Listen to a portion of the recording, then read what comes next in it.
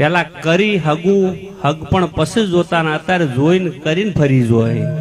સમય કેવો આવ્યો છે. એટલે એ સમયમાં લગ્ન આવે ને, જાણે દીકરીનું લગ્ન લખે એટલે એક શ્રીફળ હોય, એમાં થોડા ઘઉં હોય, એમાં 7 પડીકો હોય, 1% હોય અથવા 7% હોય, અને એ વેવાઈના ઘેર મોકલતા કે એ મારા હગા,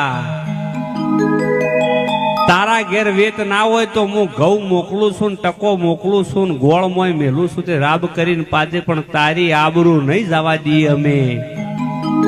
એટલે અમે તારા ઘેર આવો ને મારા માણસો એટલે જમાડજે. વેવાઈ એવો હોય થોડા ઘઉં અંભોરીને પાછા મોકલે, અમે તમારા ઘેર જોન લઈને આવવાના છે. એટલે મારા હગા, એ મારા વેવાઈ, તારું ને મારું 100 વર્ષનું હગ પણ છે. ગોળ ટોપરું ખાઈને આપણે વેવાઈ બન્યા છે. એટલે કોઈ દાડો તારી આબરૂ હું નહીં જવા દઉં. પછી લગ્ન લસી અને પૂંખણીઓ હોય એટલે વરની માં હોય તો દીકરો હોય તો એ વરની માં, દીકરી હોય તો એની માં, એને પૂંખ. એમાં એક ડોહરું આવે બળદનું, એક રવાયો હોય, એક હોબેલું હોય, એક પછી બાજરીનો ડોકો હોય ને એમાં હોય. જે ઋષિ મુનિઓએ આગળ આપણા વડવોએ જે કર્યું છે ને, બહુ સરસ કર્યું છે. એ જમાનામાં ટેકનોલોજી નથી, પણ એમને કેટલું વિચારીને કર્યું છે તમે વિચાર કરો.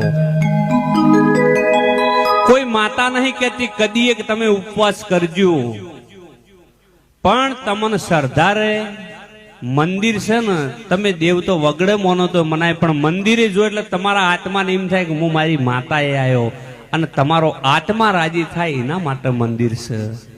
વેણ વધાવો છે એ ખાલી વિશ્વાસ છે કે મારી માતાએ દોડ આલ્યો, ન તમને ભરોહો હોય તો એ કાયમ ભેળી રહે.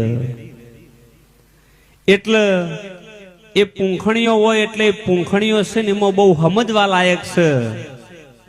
એમાં 2 પાસો પેલો મુઠ્ઠીઓ હોય તડતડિયો, એક શેલીનો ને એક ઘઉંના આટાનો.